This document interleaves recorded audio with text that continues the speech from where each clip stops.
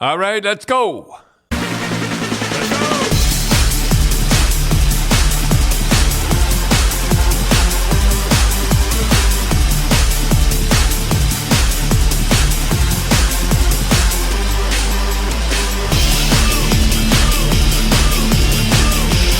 All right, let's go. So, Dad, Del, got to talk about that Edmonton game last night. Oh, I wrote a few things down, okay? Oilers go into Vegas and win 2 games. Pickard giving the Oilers a chance to win. That's all you've asked. That's all you got to ask for him, right? Yeah. For the Oilers goalie. Yeah.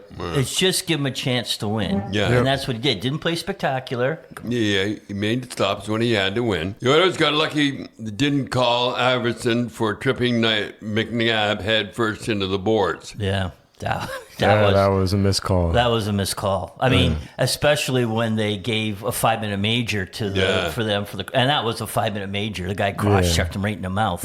But again, that was lucky. That was lucky. Yeah.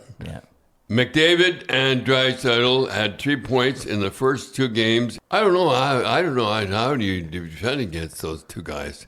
Draisaitl, McDavid scored the winner. So how do you? I don't know. I have Donnie Marcotte on 1, but after that, they're so fast. He doesn't, and he plays him to death, which he should. Yeah.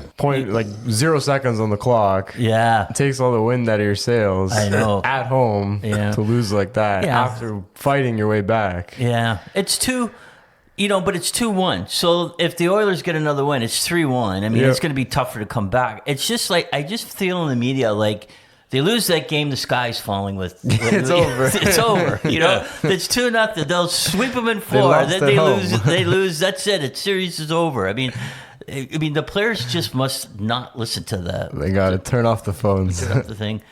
But what do you say to a team after that? I don't know. I don't know what to say. Yeah, that was just such a crazy. But I got to ask you, Dad.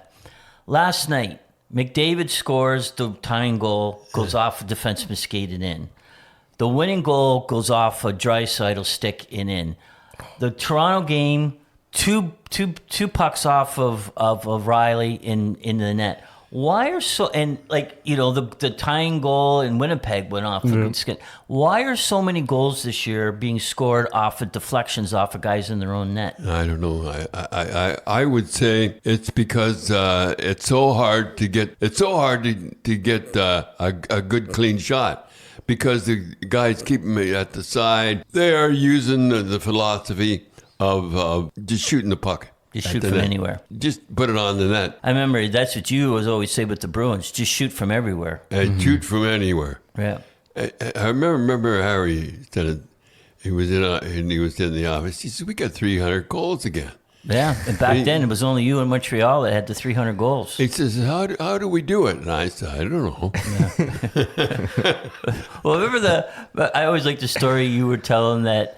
I don't know if it was Wensink or Stan Jonathan. You used to feed him the puck, and they used to come down and just shoot the puck on the fly. And it was Wensink, Al Secord, and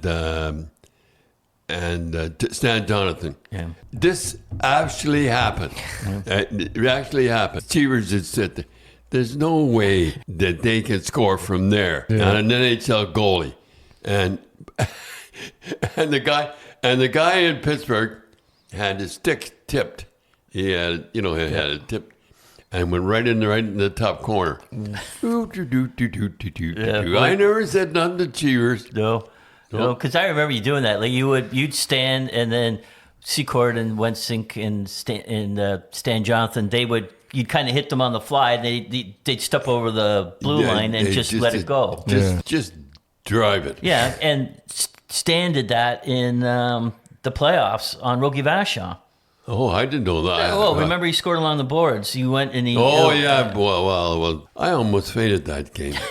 Crowd went bang, bang, bang. Yeah, it was going back. I think, what was the thing? We were up 3-0, and then they tied it 3-3. Yeah. And then Stan scored to make it 4-3, and then they tied it to make it 4-4, and then Greg Shepard scored. Boy.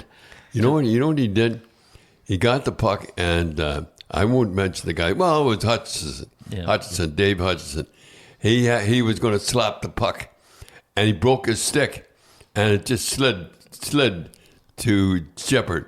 Yeah. And I thought for sure he was going to pass it to everybody in the building. Thought he was going to pass it to Schmatzy. Yeah. And what he did was he put it in the top corner. Oh. Yeah, because you said that was Game 6 in the first round. You didn't want to go back to Boston. I didn't want to go back to Boston. Game 7, you never know. That was it. So Oiler fans, don't panic yet, right? Don't panic. Don't throw the sponge in yet. Okay, Dad, so let's talk about Winnipeg and Dallas. But first of all, what a crazy game again that Winnipeg and St. Louis game was. Yeah, it really was. It really was. Yeah. The Jets scored with 1.6 seconds to go and won it in double overtime.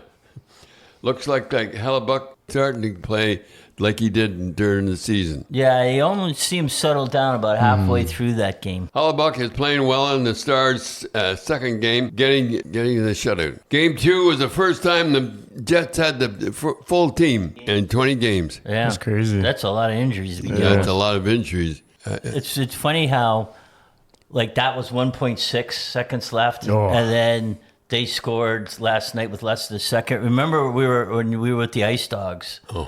And I think it was London scored with 0.5 seconds left in the game for the winner. It's unbelievable. So what happened was, the funny thing was, story was, the ref comes over, right? And he goes, look, guys, he says, okay, when you pull your goalie, he's got to get at least to the blue line before you send that second play. You go, no, there's half a second left. He goes, I thought there was 5 seconds left. Yeah. It's half. So all right, never mind. Yeah, there's no chance. So it's 1-1. Winnipeg's still, they're in a good position, I still think. Oh, Hellebuck's got to keep playing the way he is and the way he did during the season. Okay, Dad, Del, everybody wants to know Panthers and Leafs. What are your thoughts on that? Leafs can be up 3-0. Panthers lucky to win the game 3. That's the way I feel. Looks like Panthers are hurt. Chuck didn't even... you don't even notice them out there. No, like they told him to quiet down. Yeah, but you know what? I think he got hurt at that Four Nations Cup and he hasn't recovered. Because he was out. His first game back was the playoffs. Because he's nothing out there. No. Bennett is not playing with his usual edge. That is what happens when you play a killer series like Tampa. Yeah, because that Tampa Florida series. Yeah, that was. There was 3 suspensions. There could have been more. They were trying to hurt each other, and I just think they've got that was too much. Yeah, they got really banged up. Not knocking the Leafs and the Senators, but that was they were playing in February, On the power play, you notice how Marner just lays it on the net. He doesn't hammer it. No, just puts it on the net. Yeah, so when Marner does, he's kind of pulling a Brad Park, right? Yeah, Brad Park, I remember Brad Park. He brought a 2x4 to the game, or a practice. I said, what the hell is he bringing a 2x4? And he laid it on, and when you think about it, he used to shoot low all the time. Yeah. Not now, everybody's high. But he used to shoot low, and he'd just have to just over it and it'd go right along the ice. Yeah, he said that the 2x4 was like the height of a stick, of a blade. Okay, yeah. So when he first shoots it, he'd want to get the puck that high, just to get over so the blades won't get in the way, right? And he when you watch the Bruins and Montreal series back then, he wouldn't hammer it. He he would be about half slap shot right along the ice. And but he'd get away. Dryden would have a tough time. Yeah, Dryden would have a tough time. So it was, but that's what Marner's doing. He's not hammering it. He's just putting it on ice, putting it. Well, the one goal he scored in the top corner, but it flipped up on him. Yeah. So what do you think about Pavelski? How's he playing? Pavelski's not playing like he can. He played better in the overtime game. Besides Kachuk and Bennett being hurt, I think Matthews is hurt. Well, I think he's hurt. He must be because he's not shooting the way he can shoot. Remember, he blocked that shot with his palm, his hand. So you wonder if that was. I wonder if his hand is hurting. Yeah. Well, big game this afternoon. This is Sunday morning. They play tonight, so... I always thought the third game was the most important game. Yeah, until the next game. And then the next game is important. So, Dad, a big surprise in hockey last week was Sidney Crosby decided to go over and play for Team Canada in the World Championship. Well, he'd go over anyhow. That's the kind of guy he is. Yeah. One last time to play with Fleury, too. Yeah, plays with Fleury, plays with McKinnon, right? Yeah. And, the funny story was, so the coach, I don't know if he did it to be funny, but he put him on a line with Celebrini, who's 18 years old, and Adam Finelli, who's 20. And so Crosby says, you guys got to stop calling me Mr. Crosby. Cindy would want to mention last week in the Kentucky Derby that 20 horses that had a lineage of Secretariat. Secretariat still holds the record for the 1:59:40 seconds left in 1973. That's hard to believe, isn't it? Still standing. That's crazy. Yeah. Only 2 horses have ever broke 2 minutes. Really? Yeah. Whew. And the other one was just like 1:59.59. Just broke it. I wrote this down. That Secretary won the Triple Crown, the Derby, the Preakness, and the Belmont Stakes. And if there was 4 more races, he'd probably just kept going. We would have won, yeah. A Canadian from Drummond, New Brunswick, rode Secretariat, Ronnie Turcotte. Right. We had him on the Grapevine show and asked him his favorite horse, thinking, of course, it was Secretariat, but he said River Ridge. River Ridge. Yeah. River Ridge. Well, it was funny because like we kind of put out everybody that that we're having Ronnie Turcotte on, and actually he's in a wheelchair. He got into a bad accident on the thing and he broke his back. That's tough. So we let people at Woodbine know. So the place was packed. All the horse racing people from Woodbine came, right?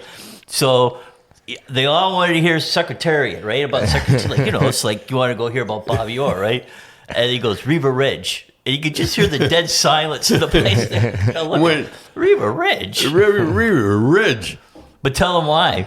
No, you tell him about it. You tell him. So because you kind of look kind of shocked. You go, Riva Ridge. Yeah. And he won. I think he won the Derby and the Belmont, but he missed the Preakness the year before. He rode Secretariat. And he says, well, with Riva Ridge, he says, you kind of had to work on it. You got in there and you he says... You had to work on it. You had to work it. When you're in there, he goes, Secretariat, he says, the gate's open. He just hung on. and that's true. Yeah. And boy, he was a big, beautiful horse. Yeah. But you were saying when they had an autopsy on him... Yeah, they had an autopsy, and they said that he was like a freak of nature. His horse, his heart was twice the size of a normal horse. Yeah. But you got to think, how they breed horses to be better and stronger, faster. And he broke that record in 73. That's crazy. And it's not even been close since then. Still haven't caught it. Yeah. So tell how the book's doing. Book's doing well. Still pedaling, doing well on the sales. Where are they selling it now? Amazon's the go-to online stores, but we were actually approached by Indigo Chapters, and they want to have the book in stores. So I think she'd be really happy about that. We're gonna move forward, and I think the best kicker is. Like, we didn't go after to put the book out there. They came to us. Yeah, so it's like, I think she'd really enjoy that. And them wanting the book in stores. Tell the name of the book, Doyle, and again, where everybody can get it. The Don Cherry Story by his daughter, Cindy Cherry. Right now available online, Amazon.ca, everywhere, and online at Indigo Chapters. All right.